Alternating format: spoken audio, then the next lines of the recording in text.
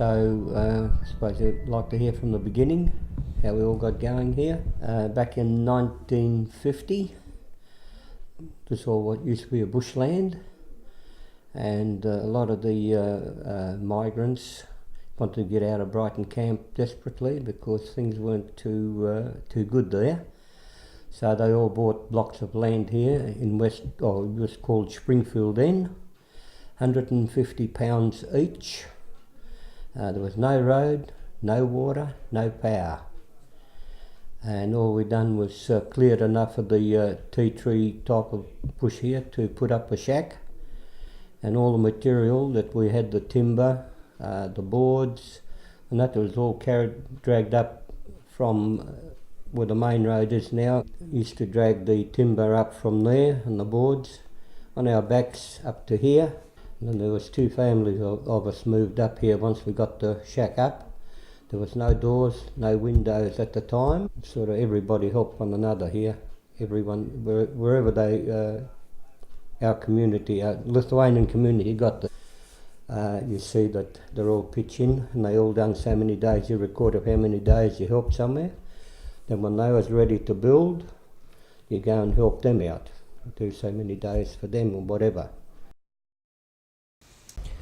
Well, just out the back here, this is the shed we used to use for bathing and laundry and all that. Dad was only a little person, Mum and Dad, so all the doorways weren't too big, and same thing here. And on the corner here, you can't tell now, but it used to be a toilet. They used to have to come and take the bucket away. A few times the ladies got caught.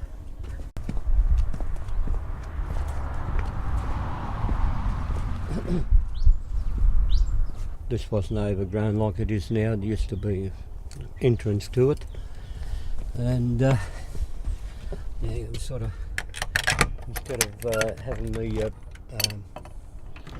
sump oil now, we gave it a coat of paint, but that's starting to go a bit. And as you can see inside here at the moment now, it's not like it used to be. And how about the plumbing? Well, there's none here. That come in from the kitchen, from the house. When I put the new kitchen over there, we dragged it into here. But before, we just used to have a bucket. We did have a smaller sink here for a while, and we used to have a bucket. We had to wash it up, let it out, and just outside the back door here, we used to have a water tank.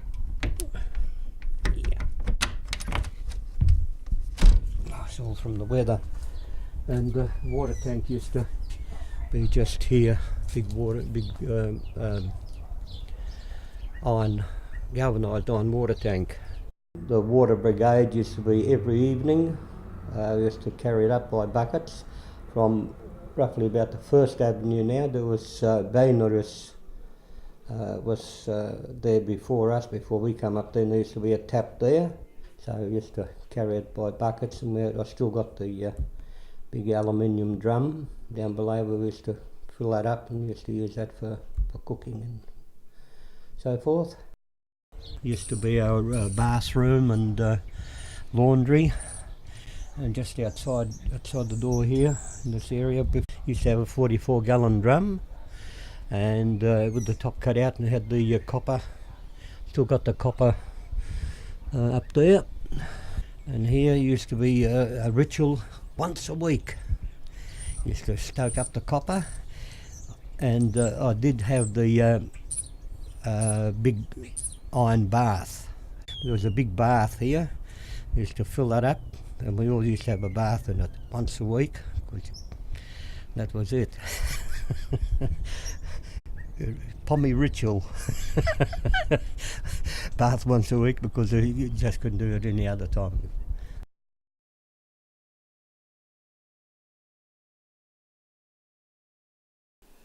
You know, we had no trees, no park, no hut. And because I didn't ever have a name, I thought, let's have a name for it. So I've submitted Cooinda, which meant happy place, because I like happy things, not bums on things, love that.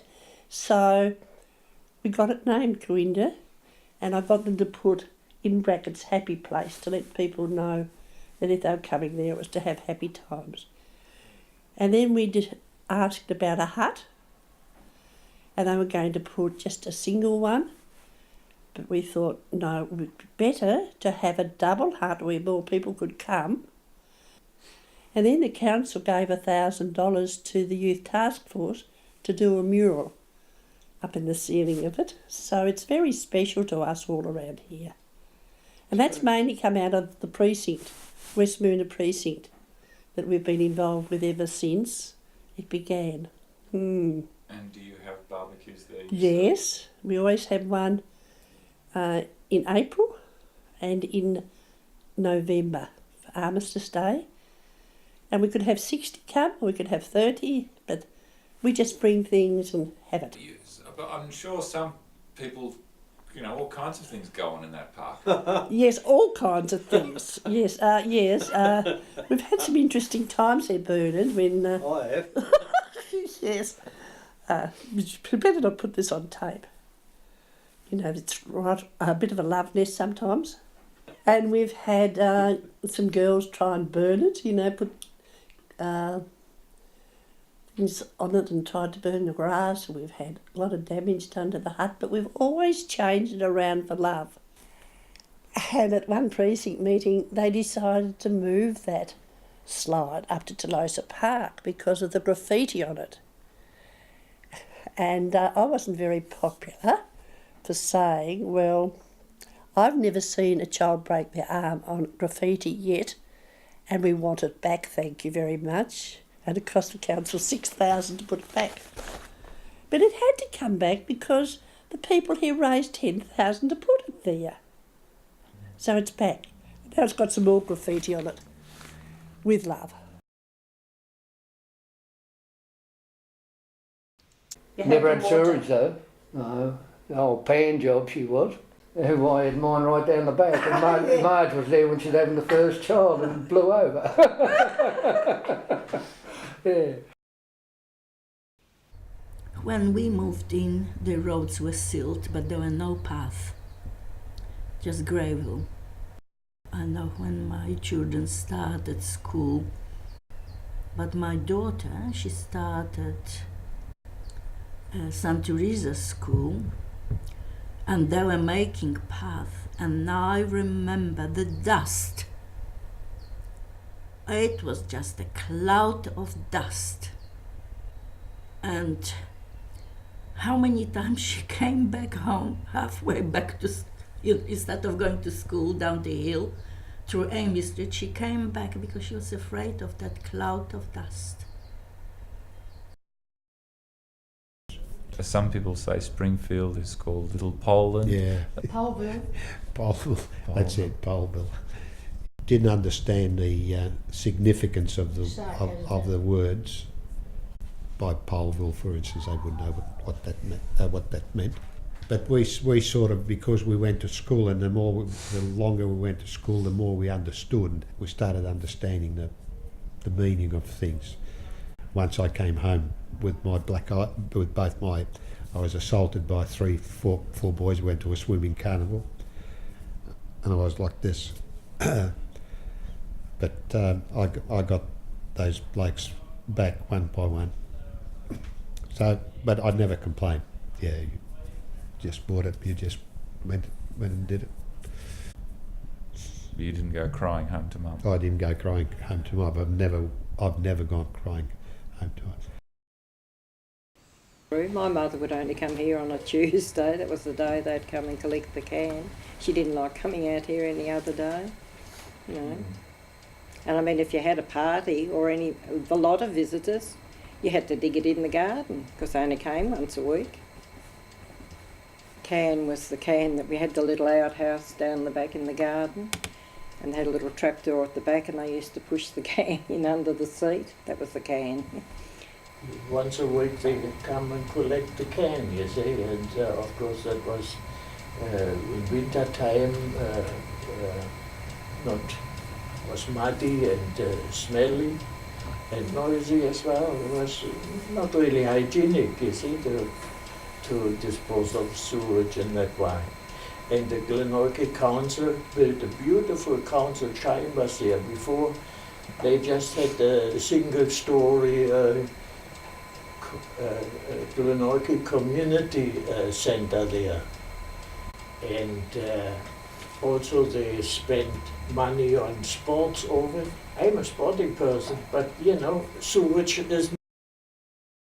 It was published in the paper that the people in Springfield didn't deserve sewerage, and I was really outraged about that. I thought, goodness, you know, why don't we deserve sewerage? We're not animals.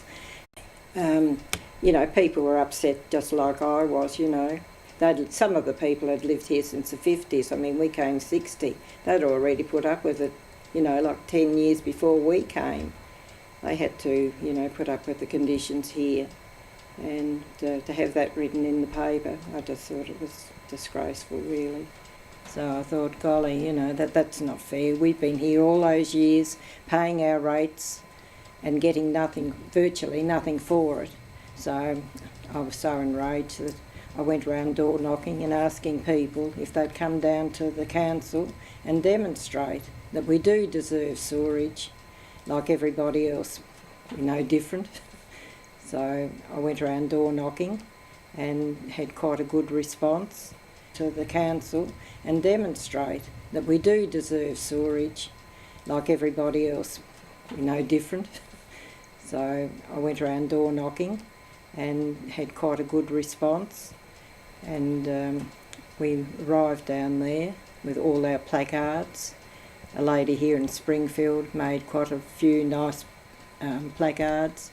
She had like sweeten up Springfield, and she had all geraniums in them, and then she's had a flower in your hair and a peg on your nose. I don't know whether I should say the ditty that I was going to put, but I didn't do it. Because Glenorchy had just become a city, and I said, well, this is what I was going to write.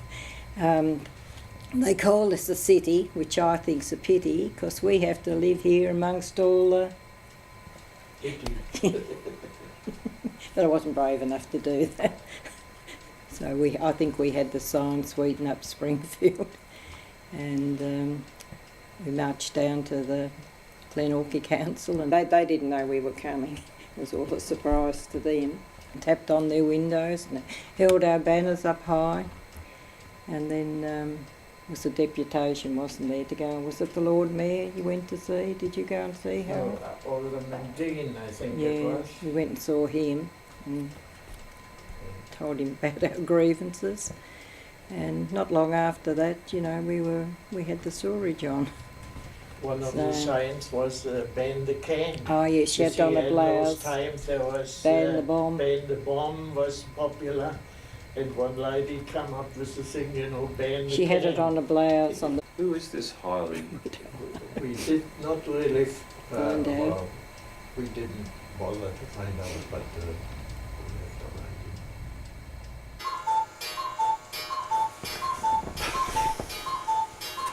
It doesn't matter really who it was, you know, because it is somebody in the council said that we didn't deserve sewage, and I might assign all citizens deserve sewage.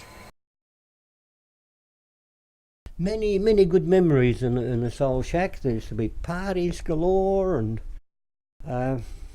used to be always a mob. We used to go up to Launceston, 2 or 3 carloads full. Used to go up there eel fishing. I think I still got some of those about, some of the photos where we got the off the Launceston wharf.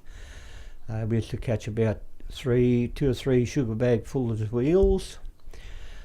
Fish all night, all day, all night. Come back the next day. While the men folk used to have a bit of a snooze. The ladies used to get together and they used to clean the eels, get them ready, and then we used to go up to Mr. Simonowska's, which is next street up, and they had a smokehouse rigged up. And they used to smoke the eels, and then used to bundle them up, and used to go around different friends, and used to have eels and vodka. It used to be good times in them days. There was no charge. All that effort you put in, all went out for nothing. Where'd you get the vodka? Oh, I used to buy that. Yeah. A couple of them did have a go here in the early days to brew it themselves. But they soon give it away when they found out they're not allowed to. But yeah, that's another story that goes back from the early days. This is going back to Germany in the camps. I was only 9 at the time, 9 to 10, and they used to brew their own at that time to sell to the Yankee soldiers. It used to go pretty well, and I couldn't stand the smell of any alcohol here for quite a few years because I got drunk on the fumes filling the bottles from the still. We still got that aluminium drum that we used to use here for water, and that it used to be used for the manufacture of the alcohol in Germany.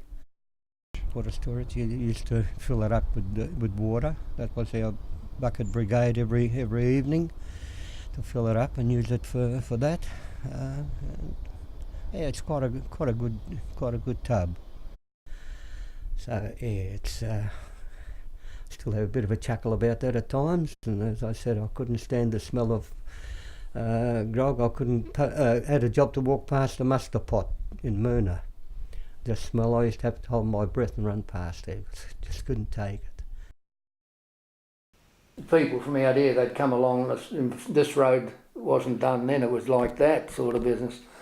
And one night I parked in there and this bloke come down, he come up that way and down, see, and because he didn't know how down, and next thing he got a slide, and his big, ruts that deep, and he was in his knife, must be going out or something. And I went up and I put my gum boots on, I went up.